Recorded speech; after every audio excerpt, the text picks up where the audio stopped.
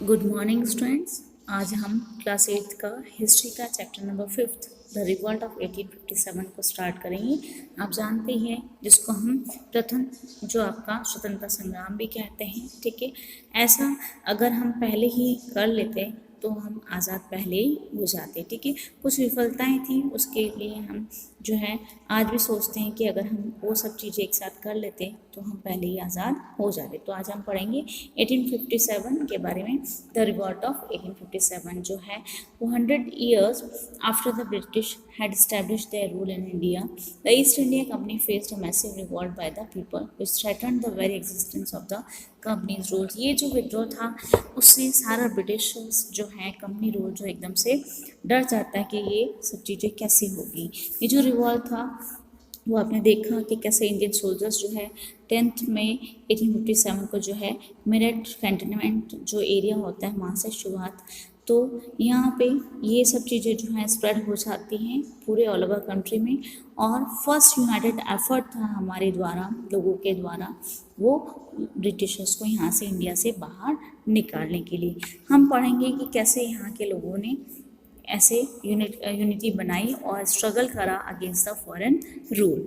तो उससे पहले हम इनके कॉजेज़ पढ़ेंगे। जैसे फर्स्ट है आपके पॉलिटिकल कॉजेज़, राजनीतिक कारण क्या थे, कॉजेज़ पढ़ेंगे कि क्यों हुआ। ठीक है, क्या ऐसे कंडीशंस रही कि इन लोगों को विद्रोह करना पड़ा। जैसे फर्स्ट है आपके डलहौजी का डॉक्ट्राइन ऑफ लैप्स। जो नवाब जो राजा होते थे उन्होंने अपना जो ऑनर है वो सब चीज़ें खो चुकी थी, अथॉरिटी वगैरह। ठीक है, 18th सेंचुरी में, मिड 18th सेंचुरी में लॉर्ड डलहौजी ने इसका सबका फ़ायदा उठा रहा। वो भी एम्बिशियस था और वो साम्राज्यवादी था, वो बढ़ाना चाहता था। तो डॉक्ट्राइन ऑफ लैप्स उसने जो है अपनाया और ये जो है उसने क्या करा कि अपने अंडर में सारे राज्य लेना शुरू कर। लेकिन इसका कारण रखा उसने कि if any ruler died without a natural born heir his state would lapse to the British, यानी गोद निषेध प्रथा के रूप में। जैसे कि आपको जब कोई राजा है उसके अगर डेथ हो जाती है तो उसके बाद अगर उसका नेचुरल बॉर्न कोई चाइल्ड नहीं है तो वो शासक नहीं बनेगा, दूसरा कोई उसको नहीं ले सकता है। ठीक है,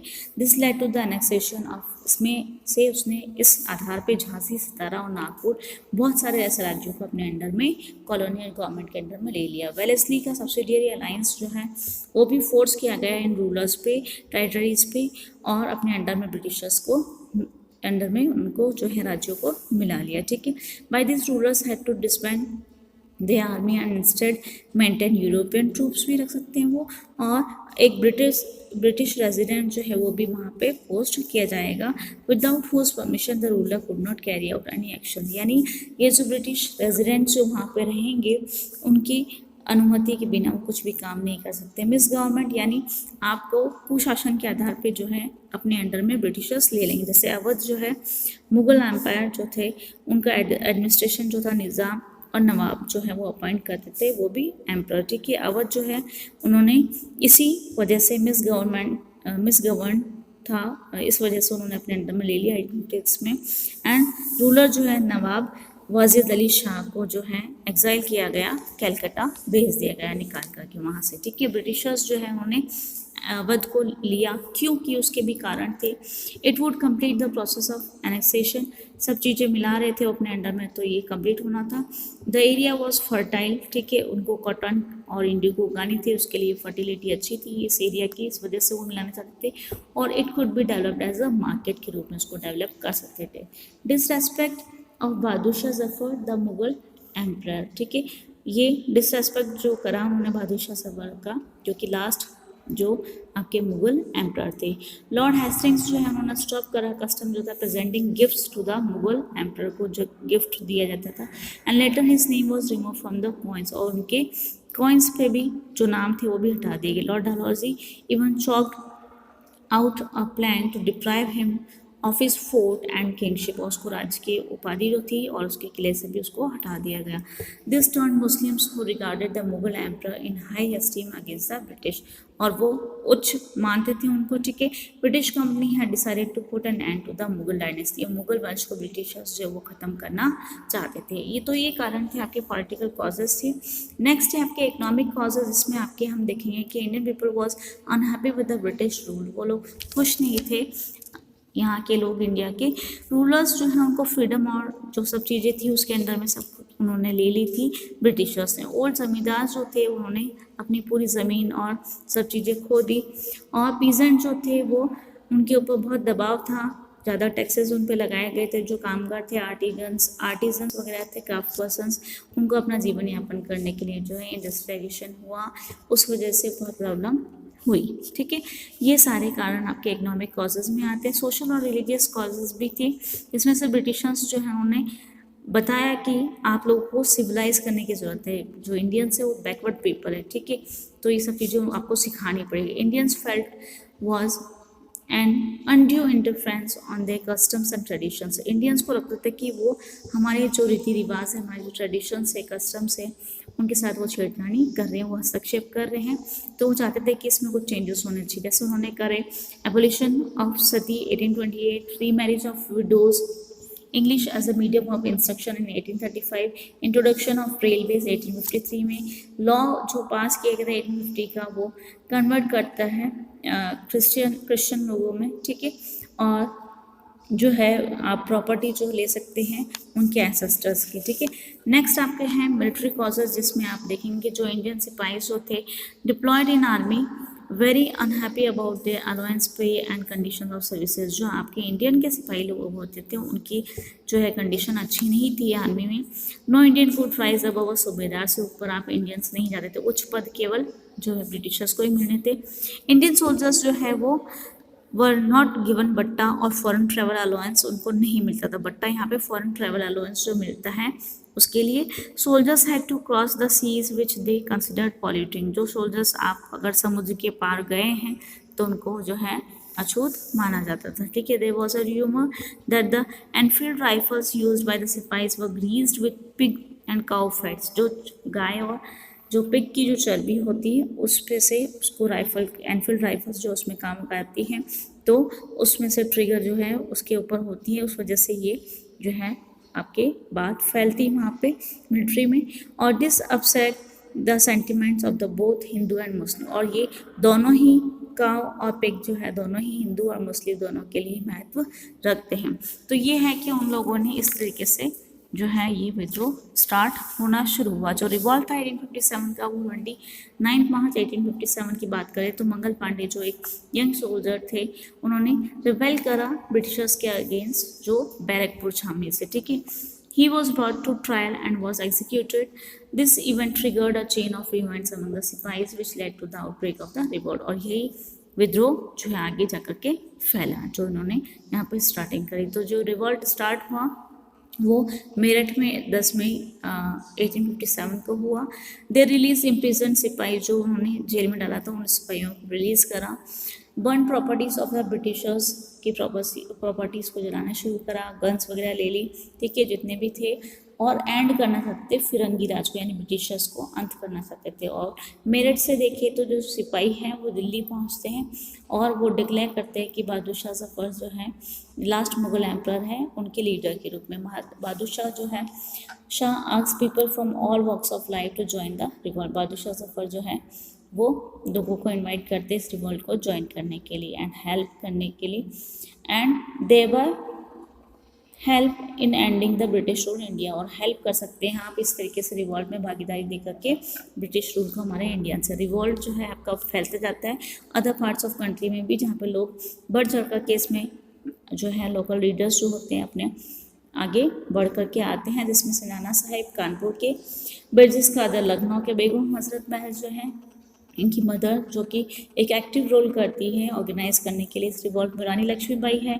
और तांतिया टोपे जो झांसी से हैं, और रानी अवंतीबाई लोधी जो है रामगढ़ एमपी से। तो ये British had not anticipated a revolt of such magnitude by the Indians and were totally अनप्रिपेयर्ड। वो प्रिपेयर्ड नहीं थे, तो उनको पता ही नहीं रहा कि इतना बड़ा ऐसा विद्रोह हुआ, तो वो प्रिपेयर नहीं थे इनके लिए। जो रिबेल्स जो हुए थे defeated the British in seven areas, बहुत सारे एरियाज में जो है इन विद्रोहियों ने हराया ब्रिटिशर्स को।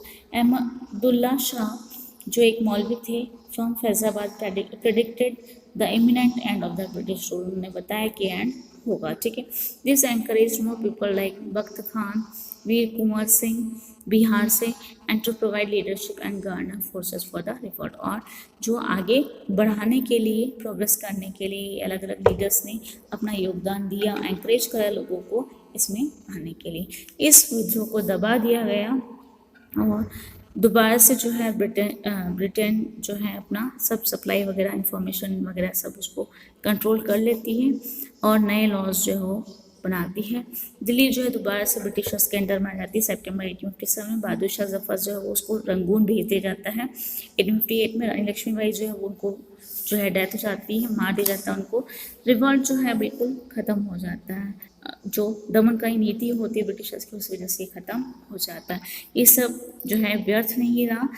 और इसके बारे में हम पढ़ेंगे कि ब्रिटिशर्स जो उनको सक्सेस तो मिली थी लेकिन हमारी यूनिटी भी बनी उस समय, ठीक है। यूपी की अगर हम बात करें, by promising to return to the property of being big land holders को दे दी जाएगी। लॉयल लैंड होल्डर्स जो थे वो उनको रिवॉर्ड मिलता था, व्हाइल अदर्स वर पनिश्ड, ठीक है।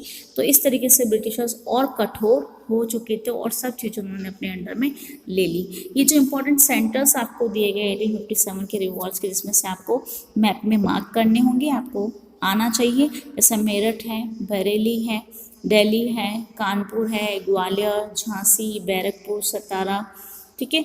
तो ये इंपॉर्टेंट सेंटर्स आपको इस मैप में दिए गए important centres of the revolt of 1857। ये आपको ग्वालियर, कानपुर, इलाहाबाद, बनारस, बैरकपुर, पूना, सतारा, ये सब चीज़ें आपको मार्क करने के लिए, लोकेट करने के लिए एग्जाम में आती हैं। ये आप उसको भर करके उसको फिल करिएगा ताकि आपको लर्न रहे। चेंजेस जो हैं 1857 के, उसके बारे में हम पढ़ेंगे कि जो रूल था ईस्ट इंडिया कंपनी का वो एंड हो जाता है। इंडिया जो डायरेक्टली ब्रिटिश क्राउन के अंडर में आता है एक्ट ऑफ 1858 के द्वारा। Governor general was given the title of viceroy. अब इसको हटा करके इसकी उपाधि वाइसरॉय होगी। Rulers were given back their territories provided they acknowledged British supremacy and remain subordinate to the British crown. अभी भी वो उनके अंडर में ही रहेंगे, ब्रिटिश क्राउन के अंडर में, ठीक है। सुप्रीमेसी ब्रिटिशर्स की होगी। रेशियो जो होता था Europeans to Indian soldiers was increase. अब हमारा भी जो है इंक्रीजमेंट जो यूरोपियंस का था वो इंडियन सोल्जर्स का वो भी इंक्रीज हुआ। No Indian was given any key position, लेकिन अभी भी कोई ऐसी पोजीशन को नहीं मिली, ठीक है। More soldiers from among the Gurkhas Pathan और Sikhs were recruited while those from the rebelling states were reduce. यानी अभी भी हमारी कंडीशंस जो है बेटर नहीं थी सिपाही के रूप में। गुरखा, पठान और सिख जो थे वो रिक्रूट करते थे, लेकिन दूसरे जहाँ से जिस स्टेट से लोगों ने विद्रोह करा वहाँ से रिड्यूस कर दिया गया, कम कर दिया गया। डिवाइड एंड रूल की पॉलिसी जो है वो इंट्रोड्यूस की गई और blaming the Muslims for fomenting the revolt, और उनको जो है मुस्लिम्स को जो है मुख्य उन्होंने बताया कि इन्होंने ही ये सब चीज़ें करवाई हैं। British decided to stop interfering in India's customs और ट्रेडिशंस में वो हस्तक्षेप नहीं करेंगे, उन्होंने डिसाइड कर लिया। In order to gain a loyal class the rights of zamindars and landlords were protected, और जमींदार्स और लैंडलॉर्ड्स जो थे उनके राइट्स को प्रोटेक्ट किया गया। तो रिवॉल्ट जो है एक आपके लिए टर्निंग पॉइंट था आपके इतिहास में, जो आज भी याद किया जाता है। और उसमें से ये अलग अलग जो थे आपके लीडर्स जो थे उसके बारे में हमने पढ़ा कि जैसे कानपुर के नाना साहेब, झांसी की रानी लक्ष्मीबाई जो कि तात्या टोपे, और लखनऊ में जो बेगम्स थी अवध की, उन सब लोगों ने अपना योगदान दिया और अलग अलग जो है जगहों से उन्होंने अपना करा। जैसे तात्या टोपे हैं वो आपके फेथफुल थे, आपके लेफ्टिनेंट ऑफ नाना साहिब, और उसके बाद हमने पढ़ा झांसी की रानी के बारे में, ठीक है। और कुंवर सिंह जो है वो अरहा ऑफ बिहार के, उन्होंने कैसे जो है बहादुरी से लड़ाई करी ब्रिटिशर्स के अगेंस्ट, ठीक है। और वहाँ पे मौलवी के बारे में हमने पढ़ा कि उन्होंने बताया किस तरीके से जो एंड हो जाएगा। तो ये चैप्टर यहाँ पे आपका ख़त्म होता है आज। इस चैप्टर से अगर रिलेटेड आपको कोई प्रॉब्लम होती है तो आप दोबारा से क्वेश्चंस पूछ सकते हैं।